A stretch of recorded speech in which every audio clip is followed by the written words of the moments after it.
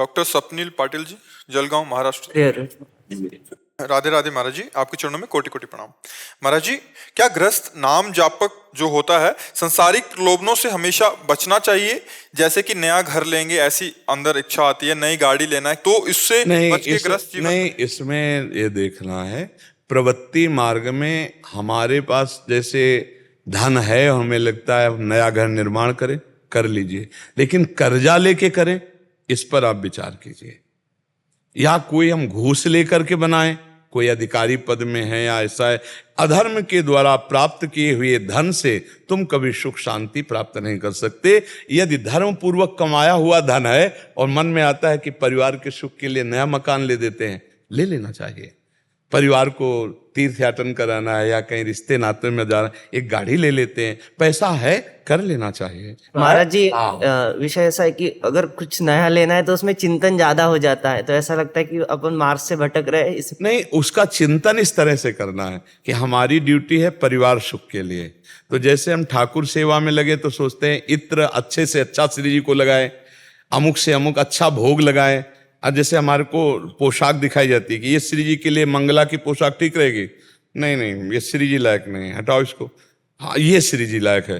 तो जैसे हम श्री जी के लिए अच्छी अच्छी वस्तुएं चयन करते हैं, तो ऐसे ही आपका पुत्र है, पत्नी है, माता है, पिता है, परिवार है, ये आपकी सेवा है। उनके सुख के लिए आप अपने सुख की प्रधानता न रखें, उनके सुख की प्रधानता रख करके करें तो ये भजन बन जाएगा। उनमें भगवान विराजमान। अगर हमारे पास बढ़िया घर है तो हम अपने परिवार को सुख दे सकते हैं, ये बुद्धि। लेकिन बेईमान और अधर्म भाव नहीं होना चाहिए कि हम बेईमानी से कमाकर अधर्म के भाव, ऐसा नहीं होना चाहिए। यदि हमारी सामर्थ्य है तो हम अपनी सामर्थ्य के अनुसार अपने परिवार को सुख दें और धर्म पूर्वक कमाएं, इसमें कोई भक्ति में बाधा नहीं है।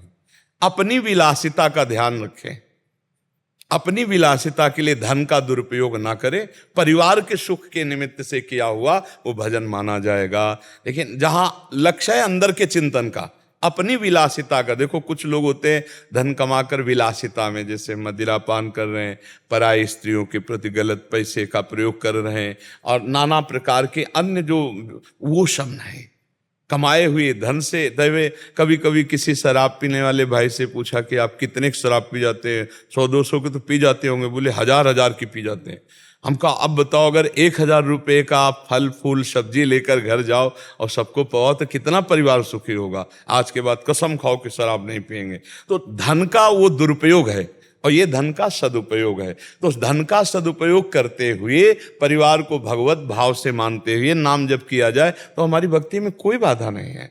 हाँ, हम अपने लिए जब कपड़ा खरीदेंगे तो कम पैसे वाला सोचेंगे, लेकिन जब पत्नी के लिए खरीदें बहुत अच्छा खरीदे जो खुश हो जाए, बेटे के लिए अच्छा सा, माता पिता के लिए अच्छा सा अच्छा, अपने काम चल जाएगा, अपना काम चल जाएगा। अपने लिए जब विलासिता की बात आवे तो उसमें विवेक प्रयोग करें कि अपना क्या, अपने तो भगवान के भक्त हैं, अपने को तो पता है सब नौटंकी नाटक माया का है, लेकिन वो लोग सुखी हो जाएंगे, वो हर्षित हो जाएंगे, तो उनके लिए वो विषय हम कर देते हैं, अपने निरपेक्ष रहते हैं। जैसे जो कम से कम अपना खर्चा बनाते हैं और उनके लिए अच्छी से अच्छी व्यवस्था करते हैं, ये सेवा बन जाएगी। उनके लिए जो योग्य है वही करना है, उनकी मांगों को हमेशा पूरा नहीं कर सकते। हाँ, मांगों की तो किसी की भी पूरा नहीं किया जा सकता, क्योंकि मांगे तो बहुत बड़ी है, बहुत बड़ी है। नहीं, मांगे तो बहुत बड़ी है। अगर एक सोने की जंजीर पहरा दो तो फिर हीरे का हार चाहिए तो मांग तो बढ़ती चली जाएगी। लेकिन जैसे मांग करने वाले हैं जो अपने प्रिय, देखो मांग करने वाले जो प्रियजन हैं उनके सामने अपनी परिस्थिति खोल के रखनी चाहिए, जिससे उनका द्वेष न बढ़ने पावे। कि अब जैसे माता पिता है वो जो मांग कर रहे हैं, पत्नी है जो मांग कर रही है, तो अगर उनके सामने आपकी परिस्थिति नहीं तो वो कहेंगे, पत्नी जो कहती है वो कर देता है और हम जो कहते हैं वो नहीं करता, या वो इनके माता पिता कहें तो कर देते हैं और जब हम कहें तो नहीं। तो आपस में द्वेष ना बने, अपनी परिस्थिति को खोल के रखे। विवेकी भक्त जन जो होते हैं वो छुपाव छल कपट नहीं करते। इतना महीना आता है, इतने में ये खर्चा होता है, इतने। अब आप बोलो हमारे पूज्य है माता पिता, उनका ऐसे, और आप तो हमारी प्राण हो, आप हमारी अर्धांगिनी हो, आपको क्या छुपाव है। एक दैन्यता और प्रियता में किसी को भी बस में किया जा सकता है, और अगर विवेक नहीं है तो फिर बहुत कलह और शांति गृहस्थी में हो जाती है। धन्य है वो घर जिसमें झगड़ा ना होता हो, है नहीं। विवेक पूर्वक परिवार को संभाल के चले, वो बहुत बड़ा विद्वान बहुत बड़ा ज्ञानी, बहुत बड़ा भगत है जो अपने परिवार को संभाल ले। देखो संत भगवान के बल से समाज को संभाल देते हैं।